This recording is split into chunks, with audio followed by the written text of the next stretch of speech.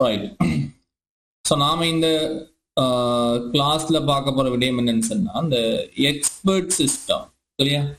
அதாவது வல்லுனர் முறைமைன்னு சொன்னா என்னன்னு சொல்லி பார்க்க போறோம். வல்லுனர் முறைமை எக்ஸ்பர்ட் சிஸ்டம்னு சொன்னா என்னன்னு சொல்லி பார்க்க போறோம். ரைட். இந்த எக்ஸ்பர்ட் சிஸ்டம் தொடர்பான சில விடயங்களை நம்ம பார்க்கறதுக்கு நம்ம கீழே தந்திருக்கிற இந்த பிக்சர்ஸை வந்து கொஞ்சம் பாருங்க, சரியா? எக்ஸ்பர்ட் சிஸ்டத்தை வந்து நம்ம விளங்கிக் கொள்வதற்கு வந்து இந்த கீழே தரப்பட்டுள்ள இந்த பிக்சர்ஸை வந்து நீங்க பார்க்கலாம். ரைட். ஒரு எக்ஸ்பர்ட் சிஸ்டம் வந்து எப்படி வேலை செய்யும், அதாவது ஒரு வல்லுனர் முறைமை என்று சொல்றது வந்து எந்த மாதிரி வேலை செய்யும் என்கிறத வந்து ஒரு வரைபடம் மூலம் நம்ம காட்டக்கூடிய மாதிரி இருக்கும். சில இந்த தவணை பரீட்சைகள்ல வந்து இந்த வரைபடத்தை அப்படியே போட்டுட்டு சில கேள்விகள் கேட்கக்கூடிய மாதிரி இருக்கும்.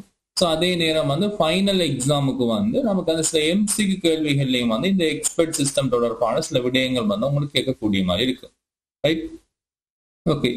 இப்ப இந்த வரைபடத்தில் இருக்கக்கூடிய விடயங்களை பார்த்துக்கொள்ளுங்க. என்னன்னு சொன்னா இப்ப இந்த பக்கம் பாருங்க. இப்ப இந்த இடத்துல பாத்தீங்கன்னு சொன்னா அந்த நான் எக்ஸ்பர்ட் யூசர்ன்னு சொல்லக்கூடிய ஒரு யூசர் ஒரு ஆள் இருக்காரு. அவர் வந்து நான் எக்ஸ்பர்ட், அதாவது அவரோட எக்ஸ்பர்ட் இல்லாத ஒரு நபர் வந்து இந்த பக்கம் இருக்காரு. ஸோ அதே நேரம் இந்த பக்கம் பாத்தீங்கன்னு சொன்னா நாலேஜ் ஃப்ரம் ஒன் எக்ஸ்பர்ட்னு, அதாவது ரொம்ப எக்ஸ்பர்டான ஆள் வந்து இங்க இருக்காரு. ஸோ அதே நேரம் நீங்க இந்த புள்ளி புள்ளி கோடால காட்டப்பட்டிருக்கு தானே, உங்களுக்கு இதை பார்த்தீங்கன்னு சொன்னா இந்த இடத்துல வந்து வளர்ச்சி இந்த ஃபுல்லாகவே வந்து ஒரு புள்ளி புள்ளி கோடால காட்டப்பட்டிருக்கிறது தான் என்னன்னு சொன்னா அதுதான் எக்ஸ்பர்ட் சிஸ்டம். ரைட். அப்போ எக்ஸ்பர்ட் சிஸ்டம்னு சொல்றது வந்து நாம ஒரு வகையான ஒரு மென்பொருள், ஒரு சாஃப்ட்வேர் தான் இது. ரைட். இது எப்படிப்பட்ட சாஃப்ட்வேர்ஸ்ன்னு சொன்னா ஒரு ஆர்டிபிஷியல் இன்டெலிஜென்ஸ் சொல்லி சொல்லக்கூடிய மாதிரி, அதாவது செயற்கை நுண்ணறிவை பேஸ் பண்ணி ஒரு இயங்கக்கூடிய ஒரு மென்பொருள் தான் இந்த ஒரு எக்ஸ்பர்ட் சிஸ்டம்னு சொல்லுவோம். நீங்க இந்த இடத்துல பாத்தீங்கன்னு சொன்னா இந்த எக்ஸ்பர்ட் சிஸ்டம் என்று சொல்லக்கூடிய விடயமான இந்த சாஃப்ட்வேர், சரியா, 3 விடயங்களை கொண்டிருக்கும். ஒன்று பாத்தீங்கன்னு சொன்னா யூசர் இன்டர்ஃபேஸ். இந்த இடத்துல நீங்க பாத்தீங்கன்னு சொன்னா வழங்க அந்த இடத்துல வரையக்கூடிய விடயம் இருக்குதானே இந்த இடம், அதை பாத்தீங்கன்னு சொன்னா யூசர் இன்டர்ஃபேஸ் சொல்லி சொல்லுவாங்க. அடுத்தது இன்னொரு விடயம் இருக்கு பாருங்கன்னு சொன்னா இன்ஃபரன்ஸ் இன்ஜின் சொல்றது. இன்னொன்று பாத்தீங்கன்னு சொன்னா நாலேஜ் பேஸ் சொல்றது. ரைட். ஸோ அப்ப இந்த எக்ஸ்பர்ட் சிஸ்டத்துல வந்து 3 பகுதிகள் இருக்கு. ஒன்று யூசர் இன்டர்ஃபேஸ், இன்ஃபரன்ஸ் இன்ஜின், இன்னொன்று வந்து நாலேஜ் பேஸ் சொல்றது. ரைட். முதலாவது வந்து பார்ப்போம் எப்படின்னு சொன்னா இப்ப இந்த எக்ஸ்பர்ட் சிஸ்டம் வந்து எப்படி வேலை செய்யும்னு கேட்டா இப்ப இந்த நாலேஜ் பேஸ்ன்னு சொல்லக்கூடிய ஒரு சிப் ஒன்று இருக்கும், சரியா?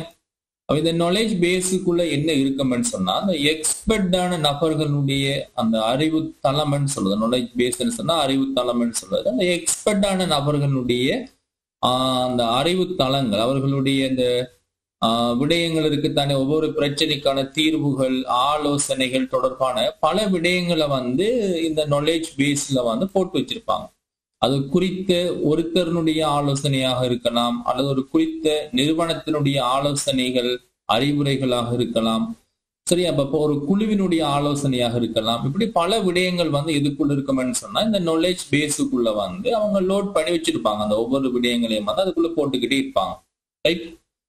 அப்ப இந்த பக்கம் பாத்தீங்கன்னு சொன்னா இந்த யூசர் இன்டர்ஃபேஸ்ல பாத்தீங்கன்னு சொன்னா அவர் ஒரு குவாரி ஒன்றை வழங்கக்கூடிய மாதிரி இருக்குன்னு. இங்க பாத்தீங்கன்னு சொன்னா ஒரு குவாரி என்று சொல்லக்கூடிய ஒரு விடயம் இருக்குதானே. இன்னும் கொஞ்சம் உங்களுக்கு ஜூம் பண்ணி காட்டுறேன் பாருங்க. இந்த குவாரி, இந்த யூசர் இன்டர்ஃபேஸ பாத்தீங்கன்னு சொன்னா இந்த குவாரி வந்து என்ன செய்யறாருன்னு கேட்டா வழங்குறார். ஒரு வினவல் ஒன்று வழங்கக்கூடிய மாதிரி இருக்கும். அவர் வழங்கின வினவலுக்கு தேவையான ஒரு ரிப்ளை, ஒரு அட்வைஸ் வந்து என்ன செய்யுதுன்னு கேட்டா அவருக்கு கிடைக்குது. அப்படின்னு சொன்னா அப்ப இந்த யூசர் இருக்காரு தானே, இந்த பயனர் வந்து ஒரு குறிப்பிட்ட ஒரு வினவிலை வழங்கும் போதோ ஒரு பிரச்சனையை வழங்கும் போதோ அந்த பிரச்சனைக்கான தீர்வை வந்து இந்த நாலேஜ் பேஸ்ல இருந்து அதை எடுத்து கொடுக்கறதான் யாருன்னு கேட்டா இந்த இன்ஃபரன்ஸ் இன்ஜின். நடுவுல பாத்தீங்கன்னு சொன்னா ஒரு இன்ஃபரன்ஸ் இன்ஜின் இருக்கு தானே.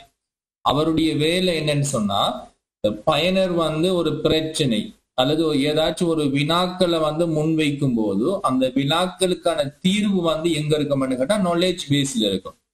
அந்த நாலேஜ் பேஸ்ல இருந்து அந்த வினாக்களுக்கான தீர்வை எடுத்து கொடுக்கறது தான் யாருன்னு சொன்னா இந்த இன்ஃபரன்ஸ் இன்ஜின். இப்ப நாம ஒரு உதாரணம் மூலம் பார்ப்போம். அப்ப எக்ஸ்பர்ட் சிஸ்டம்ங்கிறது வந்து ஒரு சாஃப்ட்வேர்.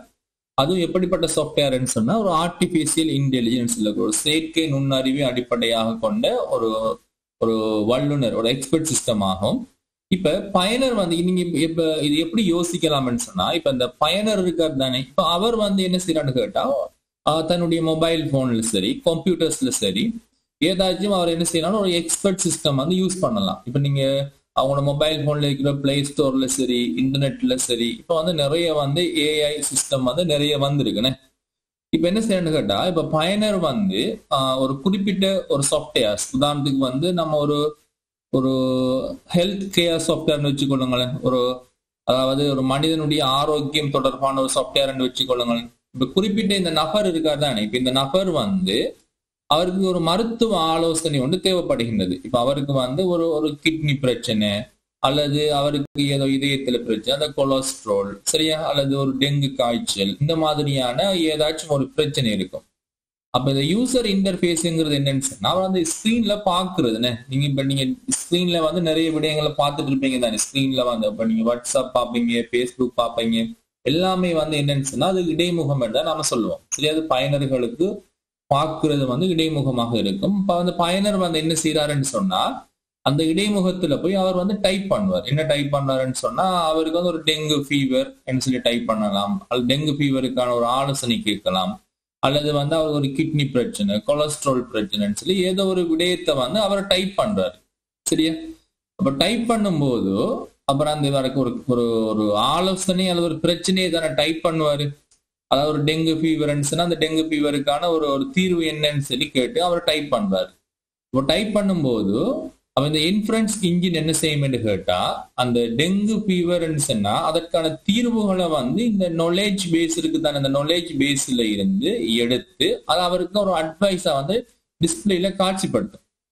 அவர் வந்து என்ன செய்வாரு, இப்போ உதாரணத்துக்கு வந்து ஒரு மேல வந்து அவருக்கு எங்கேயோ ஒரு இடத்துல வந்து அவருடைய அந்த பிரச்சனையை சொல்வதற்குன்னு சொல்லி ஒரு இடம் ஒன்று இருக்கும், டைப் பண்றதுக்குன்னு சொல்லி ஒரு இடம் ஒன்று இருக்கும். அந்த இடத்துல போய் டெங்கு ஃபீவர் எப்படி சால்வ் பண்றது, டெங்கு ஃபீவருக்கு என்ன தீர்வுன்னு சொல்லி டைப் பண்ணுவான். டைப் பண்ணிட்டு என்டர் பண்ணான்னு சொன்னா அவருக்கு ஸ்கிரீன்ல வந்து டெங்கு ஃபீவர் எதனால வரும், அதுக்கு நீங்க அதனுடைய அறிகுறிகள் என்ன, அதற்கான மருந்துகள் என்ன என்று சொல்லி அதுக்கான தீர்வுகளை வந்து அவரை பார்க்கக்கூடிய மாதிரி இருக்கும். ரைட், அதாவது நீ எப்படி கற்பனை பண்ணணும்னு சொன்னா, இப்ப நீங்க ஒரு டெங்கு ஃபீவர் வந்துச்சுன்னு சொன்னா ஒரு டாக்டர்கிட்ட போய் நீங்க எப்படி ஒரு ஆலோசனை கேட்பீங்க தானே, என்ன மருந்து குடிக்கணும், என்ன இதுக்கான தீர்வு, என்ன ஒரு அறிகுறின்னு சொல்லி நீங்க எப்படி ஒரு டாக்டர்கிட்ட போய் நீங்க ஒரு ஆலோசனை கேட்பீங்களோ, ஒரு அதே மாதிரி அதாவது நீங்க ஒரு டாக்டர்கிட்ட போய் உங்களோட பிரச்சனையை முன்வைக்கும் போது அதுக்கான தீர்வு ஒரு அட்வைஸ் வந்து டாக்டர் தரக்கூடிய மாதிரி இருக்கும். இப்ப அதே மாதிரி தான் இது வந்து ஒரு சாஃப்ட்வேர்ஸ்ல வந்து இப்ப நிறைய பேர் வந்து இன்டர்நெட்ல வந்து சர்ச் பண்ணி பார்க்காங்க, என்னென்ன நோய்க்கு என்னென்ன மருந்துன்னு சொல்லி இன்டர்நெட்ல தானே சர்ச் பண்ணி பார்க்காங்க. அப்ப சர்ச் பண்ணி பார்க்கும்போது அதுக்கான தீர்வு என்னன்னு சொல்லி அந்த சாஃப்ட்வேர் வந்து உங்களுக்கு காட்சிப்படுத்தக்கூடிய மாதிரி இருக்கும். இப்படி அந்த நிறைய விடயங்கள் இருக்கும். நிறைய பேர் வந்து ஒரு இன்டர்வியூ தொடர்பான ஒரு ஒரு ஒரு வேலைக்கு போனோம்னு சொன்னா அதற்கான அவங்க அந்த கேள்விகளை வந்து முன்வைப்பாங்க. ஒரு வேலைக்கு போனோம்னா எந்த இன்டர்வியூக்கு எந்த கேள்விக்கு எப்படி ஆன்சர் பண்ணணும்னு சொல்லி அப்படியான சில சாஃப்ட்வேர்ஸும் இருக்கு. உதாரணத்துக்கு வந்து அப்ப நீங்க கூகுள்ஸ்ல வந்து நீங்க டைப் பண்ணுவீங்க தானே, கூகுள்ல வந்து நீங்க டைப் பண்ணும்போது நீங்க பிழையாக டைப் பண்ணினாலும் அப்ப அதுக்கு கீழே வந்து அந்த சரியான ஸ்பெல்லிங் அந்த எழுத்துக்கள் வந்து காட்சிப்படுத்தக்கூடிய மாதிரி இருக்கும். அப்ப இது எங்க இருந்து வருகுதுன்னு கேட்டா, அந்த ஆல்ரெடி வந்து அவங்க அறிவுத்தளத்துல வந்து அவங்க போட்டு வச்சிருப்பாங்க, இப்படித்தான் இன்னென்ன எழுத்து தான் இன்னென்ன லைன் தான் சொல்லி அவங்க அறிவுத்தளத்துல வந்து போட்டு வச்சிருப்பாங்க. இந்த நாலேஜ் பேஸ் இருக்கு தானே, இதுல வந்து போட்டு வச்சிருப்பாங்க.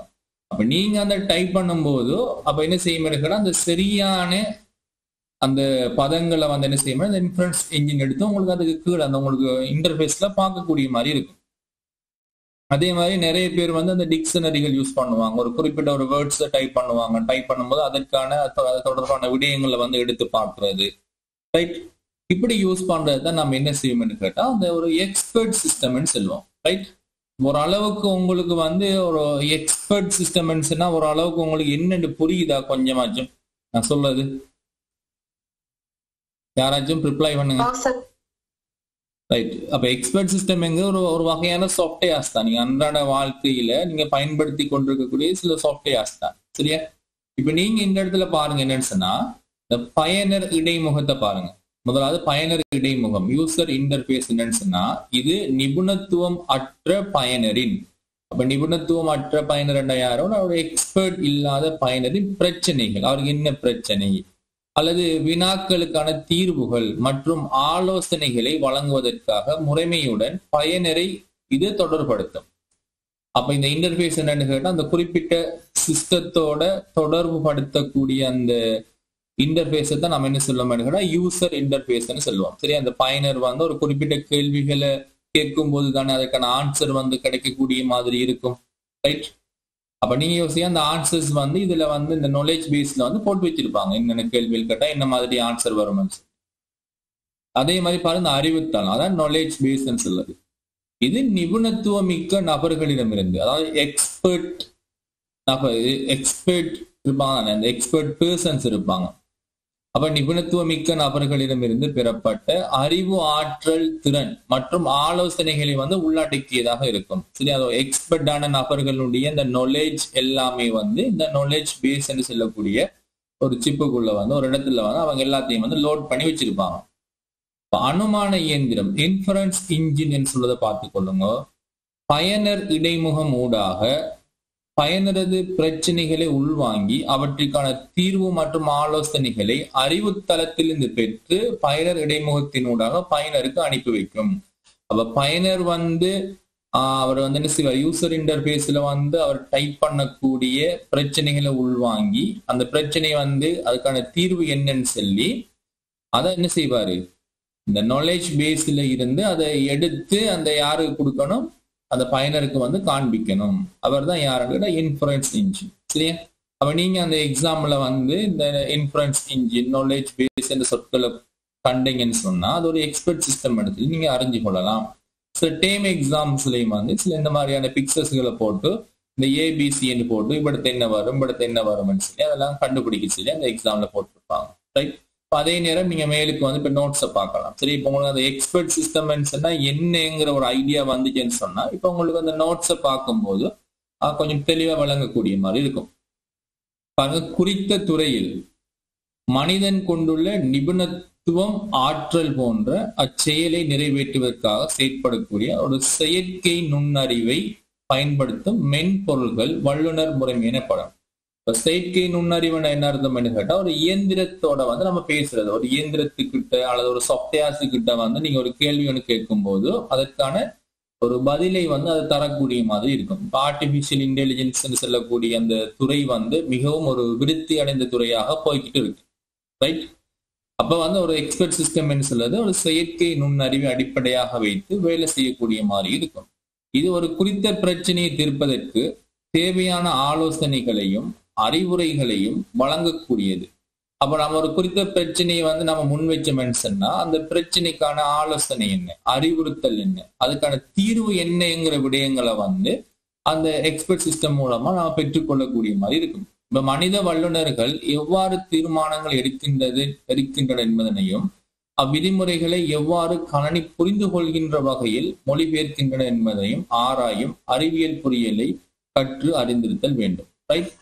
ஓகே, இப்ப அடுத்த வந்து நீங்க பார்த்துக்கொள்ளுங்க என்னன்னு சொன்னா, இப்ப நீங்க இப்ப இந்த எக்ஸ்பர்ட் சிஸ்டம் சொன்னா என்ன அப்படின்னு உங்களுக்கு புரிஞ்சுட்டேன்னு சொன்னா உங்களுக்கு மற்ற விடயங்கள் எல்லாம் உங்களுக்கு இலகுவாக ஒவ்வொரு பாயிண்ட்ஸாக விளங்கிக் கொள்ளக்கூடிய மாதிரி இருக்கும். ரைட்? ஓகே, இப்ப நாம என்ன செய்வோம்னு சொன்னா இப்ப எக்ஸ்பர்ட் சிஸ்டம் வந்து ஒரு ஒரு செக்யூரிட்டியானது, ஒரு அதிக திறன் கொண்டதாக இருக்கும். ரைட்? ஒரு பாதுகாப்பானதாக இருக்கும், வேகமாக வந்து நமக்கு அந்த ரிப்ளைனை பண்ணக்கூடிய மாதிரி இருக்கும். ரைட்? இதெல்லாம் வந்து ஒரு எக்ஸ்பர்ட் சிஸ்டத்தினுடைய ஒரு நன்மைகளாக நாம் எழுதக்கூடிய மாதிரி இருக்கும். அதே நேரம் வந்து நீங்க எக்ஸ்பர்ட் சிஸ்டத்துக்கு வந்து சில உதாரணங்கள் வந்து நீங்க உங்களோட டியூட்ல நீங்க இந்த அந்த ஸ்பேஸ் வந்து விடலை, அதாவது நீங்க என்ன செய்யலாம்னா உங்க டியூட்ல வந்து நீங்க இந்த இடத்துல எழுதலாம், சில உதாரணங்கள் வந்து இந்த இடத்துல எழுதலாம். அதாவது சிறிதாக வந்து என்ன செய்யுங்கன்னு சொன்னா நான் சொல்லக்கூடிய உதாரணங்களை வந்து நீங்க சின்ன சின்ன பாயிண்ட்ஸாக நோட் பண்ணி கொள்ளுங்க.